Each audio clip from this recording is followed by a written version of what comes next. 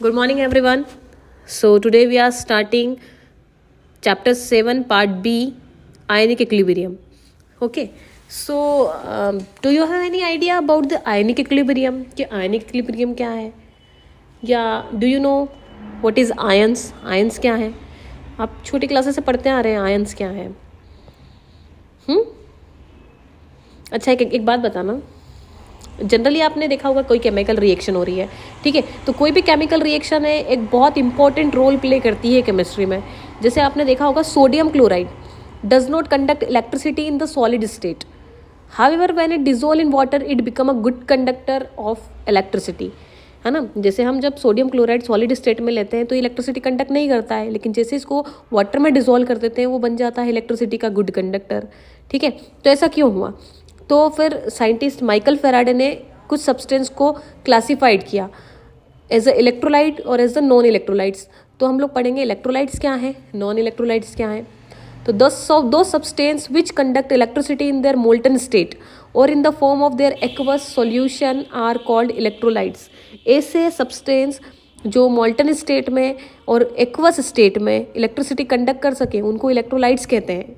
Aqueous का मतलब water में डिजोल्व किया हुआ सॉल्यूशन. जैसे हमने अभी कॉमन सॉल्ट को वाटर में डिजोल्व किया और वो बन गया क्या, इलेक्ट्रिसिटी का गुड कंडक्टर. तो वो इलेक्ट्रोलाइट है, लेकिन सॉलिड स्टेट में इलेक्ट्रोलाइट नहीं है. मोल्टन मतलब थोड़ा बहुत वाटर उसके अंदर हो, या फिर एक्वस स्टेट में पूरी तरीके से कंप्लीटली डिजोल्व हो, तो ही वो इलेक्ट्रोलाइट है. सभी एसिड बेसेस सॉल्ट ये सब क्या है, इलेक्ट्रोलाइट्स. और नॉन इलेक्ट्रोलाइट्स क्या हो जाएंगे, those substance which do not conduct electricity in the molten state और in the form of aqueous solution are called non electrolyte. ना तो एक्वस सॉल्यूशन में वो इलेक्ट्रिसिटी कंडक्ट करेंगे, ना ही मोल्टन स्टेट में करेंगे, तो उनको हम कहते हैं नॉन इलेक्ट्रोलाइट. एग्जाम्पल के लिए बात करते हैं तो शुगर है, यूरिया है, ग्लिसरीन है, ये सब क्या है, नॉन इलेक्ट्रोलाइट. अब ऐसा क्या हो गया पानी में डिजोल्व करने के बाद कि वो इलेक्ट्रिसिटी को कंडक्ट करने लगा? तो उसका रीज़न बहुत इजी है कि जब आपने इलेक्ट्रोलाइट को, when an electrolyte is dissolve in water it splits up into ions. वो क्या होता है, आयंस में डिसोसिएट हो जाता है. जैसे सोडियम क्लोराइड आपने सॉलिड स्टेट में लिया तो उसमें क्या होता है, सॉलिड स्टेट में Na+ आयन और आपके Cl- आयन दोनों क्या होते हैं, strong electrostatic force of attraction से एक दूसरे से को पकड़े हुए हैं, हेल्ड करे हुए हैं. बहुत स्ट्रॉन्ग बॉन्ड है उनके बीच में, ठीक है. लेकिन जैसे ही आप उसको वाटर में डिजोल्व करते हो तो वाटर का डाइलेक्ट्रिक कांस्टेंट क्या होता है, ज़्यादा होने की वजह से वो जो फोर्स ऑफ अट्रैक्शन था NaCl के बीच में वो क्या हो जाता है, कम, और वो बॉन्ड ब्रेक हो जाता है और वो Na+ और Cl- में डिसोसिएट हो जाता है. और जैसे ही कोई भी सब्सटेंस आयोनाइज हो जाता है तो वो इलेक्ट्रिसिटी कंडक्ट करता है. तो इस प्रोसेस को हम आयोनाइजेशन भी कहते हैं. बात समझ में आई, क्लियर? अब देखते हैं अगर आयोनाइजेशन होता है तो depending upon the extent of ionization, कि आयोनाइजेशन कितना होगा उस पर डिपेंड करता है कि इलेक्ट्रोलाइट्स कितने टाइप के होते हैं. तो हम देखते हैं कि आयोनाइजेशन कितने हद तक होगा, है ना. तो electrolytes are of 2 types. First है स्ट्रॉन्ग इलेक्ट्रोलाइट, सेकंड है वीक इलेक्ट्रोलाइट. तो स्ट्रॉन्ग इलेक्ट्रोलाइट्स क्या होते हैं, the substance which ionize almost completely, जो पूरी तरीके से आयोनाइज होते हैं एक्वस सॉल्यूशन में, उसको कहते हैं स्ट्रॉन्ग इलेक्ट्रोलाइट. जैसे आप देख सकते हैं इस रिएक्शन में HCl और H2O रिएक्शन कर रहे हैं, है ना. फॉरवर्ड डायरेक्शन में रिएक्शन हो रही है क्योंकि एरो प्रोडक्ट के साइड है. तो आपका वो बनेगा H3O+ और Cl- हाइड्रोनियम आयन और क्लोराइड आयन बनेगा, ठीक है. इसी तरीके से HNO3 है, ये वाटर में जब आप इसको डिजोल्व करोगे तो अगेन हाइड्रोनियम आयन और NO3- नाइट्रेट आयन बनेगा, क्लियर. तो ये कंप्लीटली डिसोसिएट हो रहा है, ठीक है. लेकिन वीक इलेक्ट्रोलाइट में क्या होता है कि आयोनाइजेशन जो होता है वो एक स्मॉल एक्सटेंट तक होता है, पूरी तरीके से डिजोल्व नहीं होंगे, पूरी तरीके से आयोनाइज नहीं होंगे, ठीक है. जैसे आप एक एग्जांपल लेते हैं एसिटिक एसिड का, इसको जैसे वाटर में डिजोल्व करोगे तो एसिटिक एसिड जो है वो एक वीक एसिड है, ठीक है. और वीक एसिड है तो आयोनाइजेशन क्या होगा, कंप्लीट नहीं होगा, पार्शली आयोनाइज होगा, पूरी तरीके से आयोनाइज नहीं होगा, ठीक है. तो यहाँ पर आपको एरो दिख रहा है, तो डबल हेडेड एरो दिख रहा है जिसको हम कहते हैं रिवर्सिबल रिएक्शन. मतलब क्या हो रहा है, रिएक्टेंट से प्रोडक्ट बन रहे हैं, फॉरवर्ड डायरेक्शन में भी हो रही है रिएक्शन और रिएक्शन बैकवर्ड डायरेक्शन में भी हो रही है, क्लियर. तो वीक इलेक्ट्रोलाइट्स क्या करते हैं, इक्विलिब्रियम शो करते हैं. मतलब इस चैप्टर के अंदर हम एक स्ट्रॉन्ग इलेक्ट्रोलाइट्स की बात नहीं करेंगे क्योंकि वहाँ रिएक्शन सिर्फ फॉरवर्ड डायरेक्शन में हो रही है. और जब रिएक्शन फॉरवर्ड डायरेक्शन में हो रही है तो इसका मतलब क्या है कि रिएक्टेंट कंज्यूम हो रहे हैं और प्रोडक्ट फॉर्म हो रहे हैं, मतलब रिएक्शन कंप्लीट हो गई, खत्म हो गई एक टाइम पे। लेकिन इक्विलिब्रियम की कंडीशन में क्या होता है कि रिएक्शन जो आपके रिएक्टेंट है वो कंज्यूम तो हो रहे हैं, लेकिन प्रोडक्ट फॉर्मेशन भी हो रहा है। और एक टाइम ऐसा आता है कि जहाँ पर आपको पता ही नहीं चलेगा कि रिएक्टेंट आपके कंज्यूम भी हो रहे हैं और प्रोडक्ट फॉर्मेशन भी हो रहा है। एक टाइम ऐसा आएगा कि दोनों आपको ऐसा लगेगा बिल्कुल इक्वल, आपको ना तो रिएक्टेंट कंज्यूम होते हुए दिखेंगे और ना ही प्रोडक्ट फॉर्म होते हुए दिखेंगे, उसी को कहते हैं इक्विलिब्रियम। लेकिन रिएक्शन डायनामिक है, रिएक्शन मोशन में, रिएक्शन हो रही है लेकिन अब होते हुए दिखाई नहीं देगी, उसी को कहते हैं इक्विलिब्रियम। क्लियर? तो हम देखते हैं आयनिक इक्विलिब्रियम है क्या। तो जनरली वीक इलेक्ट्रोलाइट ही आपका आयनिक इक्विलिब्रियम शो करेंगे। तो weak electrolyte are only partially ionized and a dynamic equilibrium is stabilized after some time between the ions and the unionized molecule. This is called ionic equilibrium। मतलब क्या है इसका, simple सा है कि आपने क्या करा, एसिटिक एसिड लिया और उसमें वाटर डाला, ठीक है। तो ये आपके क्या है, रिएक्टेंट है। तो अब ये अनआयनाइज्ड है, जैसे आपने ऐड करे तो धीरे धीरे रिएक्शन होना स्टार्ट हुई और आयंस बनना स्टार्ट हो गए, ठीक है। तो क्या हो रहा है, अनआयनाइज्ड मॉलिक्यूल और जो आयंस आपके बने हैं उनके बीच में एक डायनामिक इक्विलिब्रियम आ जाता है कुछ टाइम के बाद, इसी को कहते हैं आयोनिक इक्विलिब्रियम।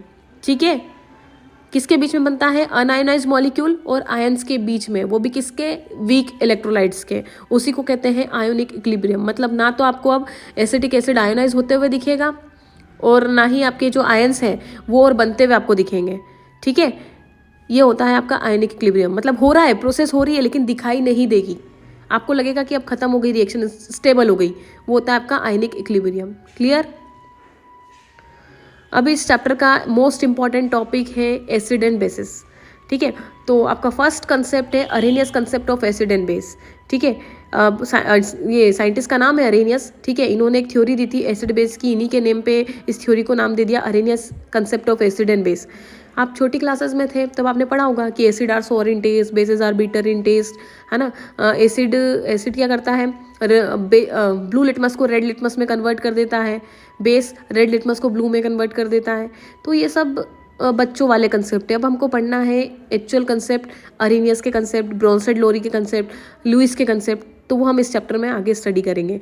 तो अभी हम लोग पढ़ते हैं अरेनियस का कंसेप्ट। तो 1887 में साइंटिस्ट, केमिस्ट है ये, अरेनियस ने कंसेप्ट दिया था जिसके नाम, मतलब इन्हीं के नाम के ऊपर इसको दिया गया है name, Arrhenius concept of acid and base. तो क्या है ये कंसेप्ट, देखते हैं। An acid is a substance which dissociate in water to give hydrogen ion. Acid एक ऐसा सब्सटेंस है जिसको वाटर में डिजोल्व करने के बाद वो H+ आयन को फर्निश करे, H+ आयन को क्या करे, दे आपको, तो वो होते हैं Arrhenius acid. Same as it is base, तो ऐसे सब्सटेंस जो वाटर में डिजोल्व होने के बाद आपको OH- आयन दे, उसको कहते हैं हम अरेनियस बेस। क्लियर? जो H+ आयन देगा पानी में घुलने के बाद वो एसिड है और जो OH- देगा वो बेस है।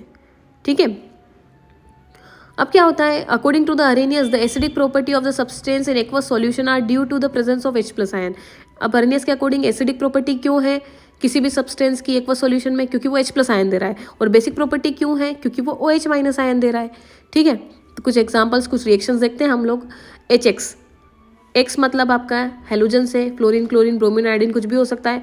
तो जैसे ही आपने इसको वाटर में डिजोल्व करा तो ये देगा आपको H+ और X-। यहाँ AQ लिखा हुआ है, AQ रिप्रेजेंट करता है एक्वस सॉल्यूशन को, कि मतलब आपका ये वाटर में डिजोल्व है। ठीक है, अब आपने HX को वाटर में डिजोल्व करा तो आपको मिला H3O+। वो जो H+ है वो वाटर ने एक्सेप्ट करके H3O+ बनाया, क्योंकि हाइड्रोनियम आयन H+ के फॉर्म में नहीं होता है, वो H3O+ के फॉर्म में होता है। ठीक है, अब इसी की तरह अगर हम MOH की बात करें तो ये आपका क्या है, जनरल एक फॉर्मूला है MOH। आप एम में कोई सी भी मेटल ले सकते हो, सोडियम, पोटेशियम वगैरह, कैल्शियम है। ठीक है, तो एक्वस सॉल्यूशन में अगर इसको डिजोल्व करेंगे तो ये क्या बनाएगा, M+ और OH-। ठीक है, तो इसी तरीके से कुछ एग्जांपल्स दे रखे हैं, हाइड्रोक्लोरिक एसिड है, नाइट्रिक एसिड है, एसिटिक एसिड है, हाइड्रोजन साइनाइड है, ये सब क्या है, एसिड्स हैं। तो आपको देखना है कि वीक एसिड कौन है, स्ट्रॉन्ग एसिड कौन है। तो जो स्ट्रॉन्ग एसिड होंगे वो कंप्लीटली आयोनाइज हो जाएंगे, फॉरवर्ड डायरेक्शन में रिएक्शन होकर खत्म हो जाएगी। लेकिन आप देख रहे होंगे एसिटिक एसिड, इसके बीच में रिवर्सिबल का साइन है। ठीक है, तो ये बनाएगा CH3COO- और H+। On the other hand the substance such is NaOH, KOH और NH4OH, कैल्शियम हाइड्रोक्साइड, ये सब क्या है, बेसेस हैं, ठीक है। तो आपको दिख रहा है इसमें NaOH KOH स्ट्रॉन्ग बेस है, तो फॉरवर्ड डायरेक्शन में रिएक्शन होकर कंप्लीट हो जाएगी। लेकिन यहाँ पर अमोनियम हाइड्रोक्साइड, कैल्शियम हाइड्रोक्साइड ये वीक बेस है, तो रिवर्सिबल रिएक्शन होगी और ये आयनाइज हो जाएंगे, ठीक है। तो कुल मिला के कंसेप्ट क्या कहता है कि acid gives H+ ion in water while bases give OH- ion in water. Clear हुआ क्या? सभी को समझ में आया ये टॉपिक? अब आप ये पूरा फेयर कॉपी में भी लिखें, ठीक है। Have a nice day.